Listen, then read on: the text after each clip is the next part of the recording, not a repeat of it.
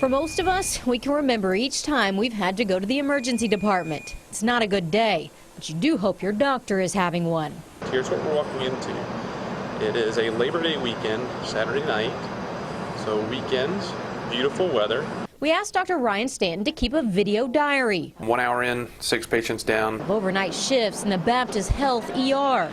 Been a pretty adventurous last hour or so. We've done some laceration repairs, some splinting of fractures, some evaluations of a stroke, as well as evaluations of chest pain, abdominal pain. It's not until close to 3 a.m. when he finally sits down. It's what's called the decompression time, where we're trying to decompress the emergency department. There's humor. Well, now he's going to get in the picture.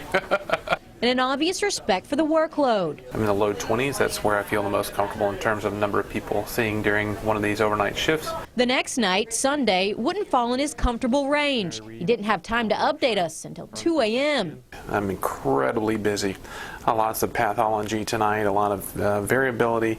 We've got a couple of themes. I mean, we've had a couple of strokes come in, code, things like that. The things that keep you really busy, but really what we train for. We are doing this diary to experience what he isn't trained for, the emotional toll of constant exposure to trauma. If you think about it like a rock hammer, just constantly picking at a mountain, you may not notice it at first, but eventually you're going to eat away the mountain.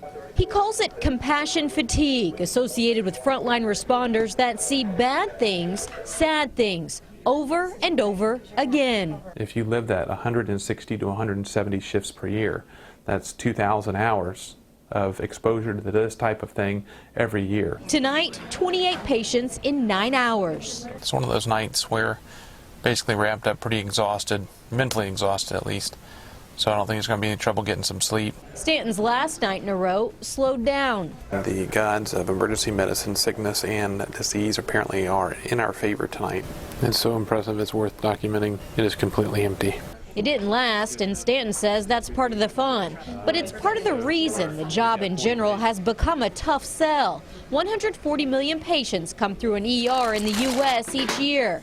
Pair that with a predicted doctor shortage of 100,000 over the next 10 years. Our volumes are going up, demands are going up, pressures from all areas in medicine are going up. He says there's a shift, though. It's finally turning on the light to recognize the fact that we've got a problem. An emphasis lately on taking care of the person that takes care of us. If we aren't healthy, if we aren't taking care of ourselves, if we aren't fully engaged, then we're not going to provide you the best care. Physician organizations are teaching doctors how to deal with what they love. The key is basically resetting yourself every time you walk into a room.